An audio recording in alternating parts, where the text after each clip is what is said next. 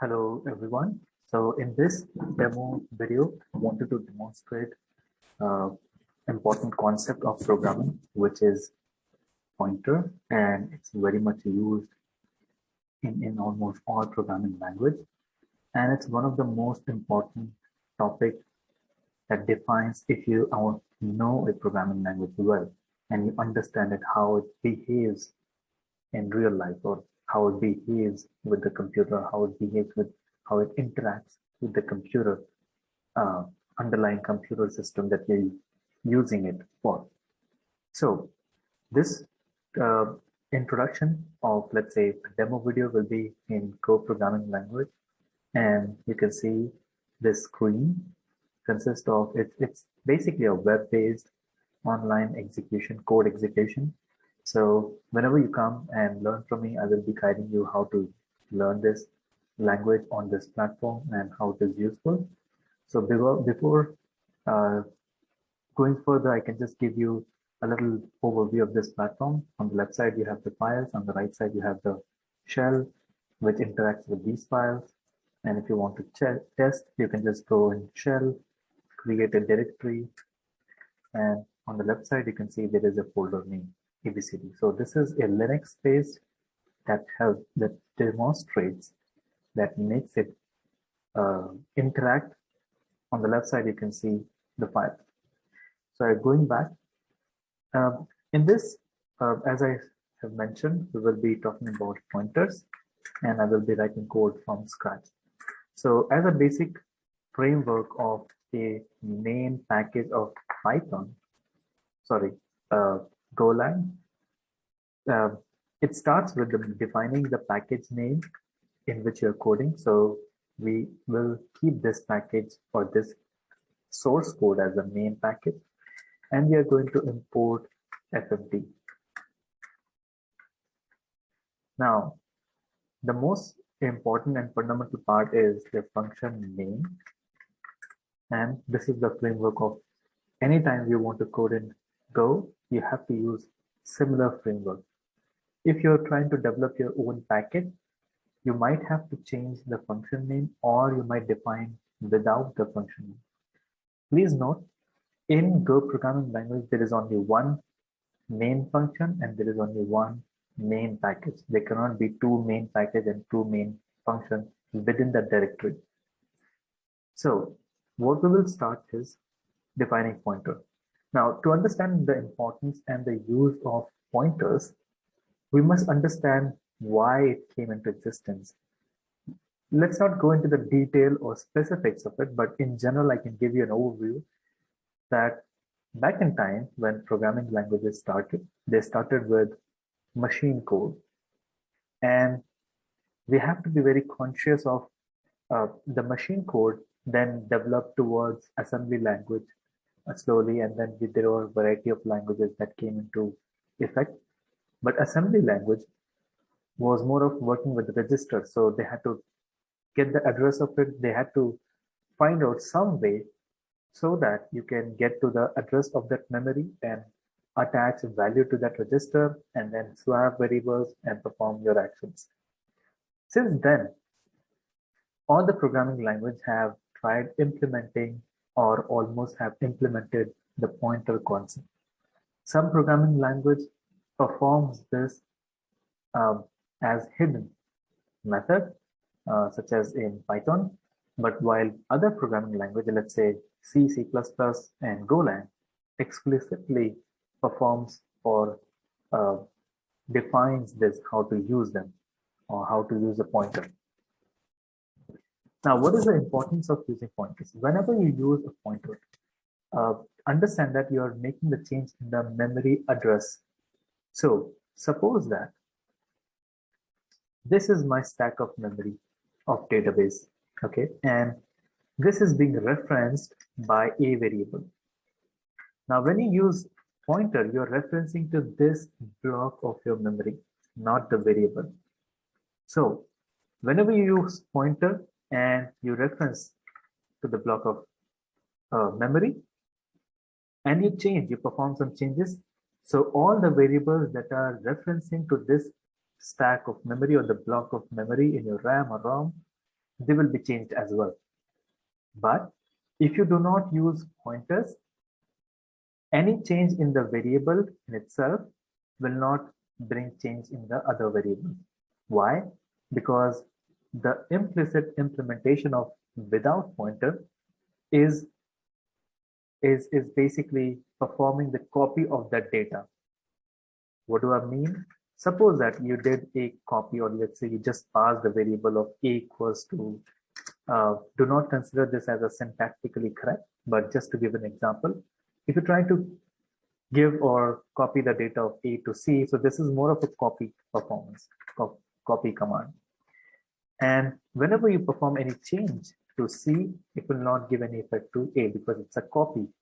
But using pointer, you can make the changes in the A.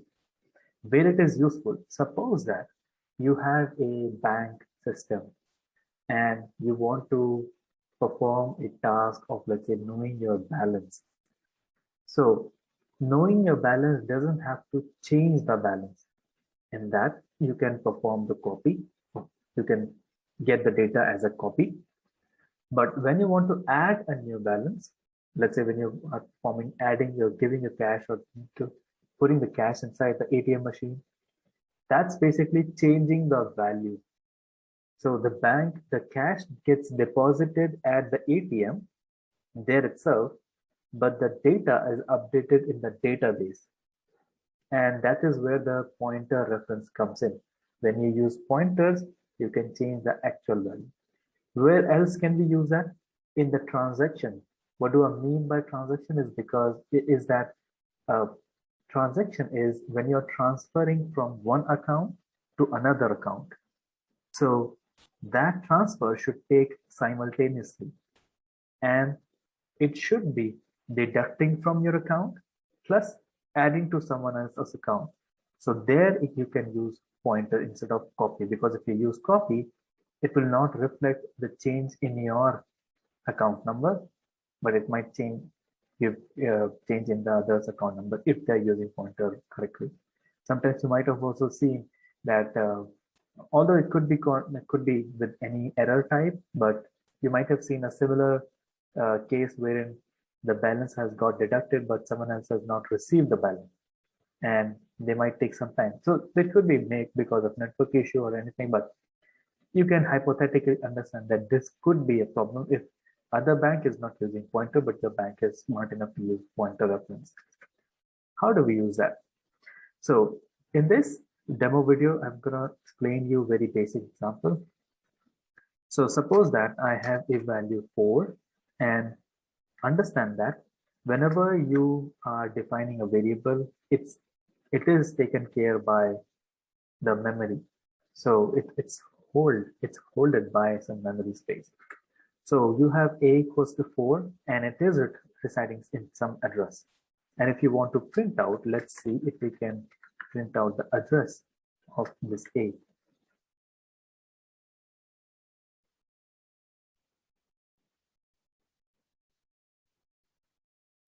So you would see that we will print out the address of a if there are no errors.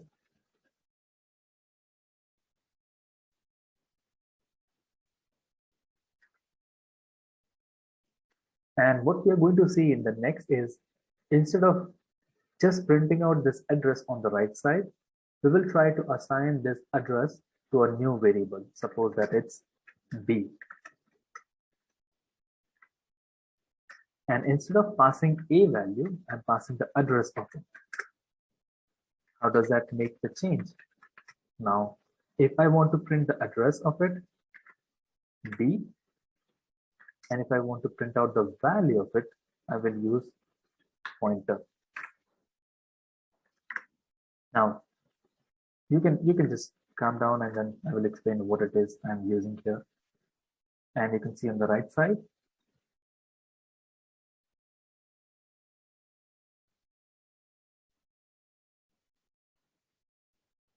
you can see the value of b is also 4. Now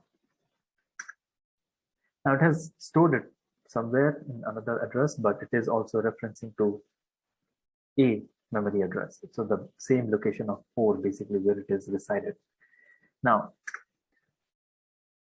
what exactly I've done here? In the left side, you can see whenever you get the address of that variable, of that value, of that specifically the variable, you use ampersand. But if you want to display the output of that, when you want to display the value contained in that memory address, you use pointer. Okay, so let's see if I want to change the value of it.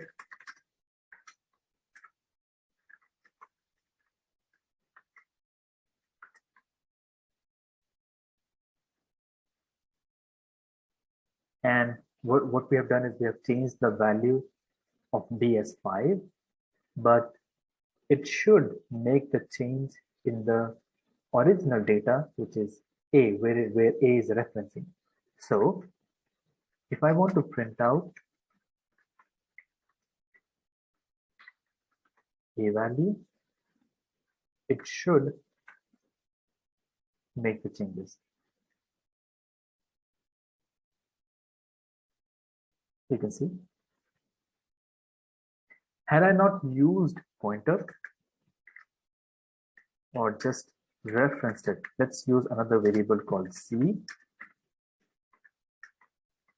print line C, the value, and I want to make changes to C as 34, 334, something like that, and then print line both C and A together. Let's see.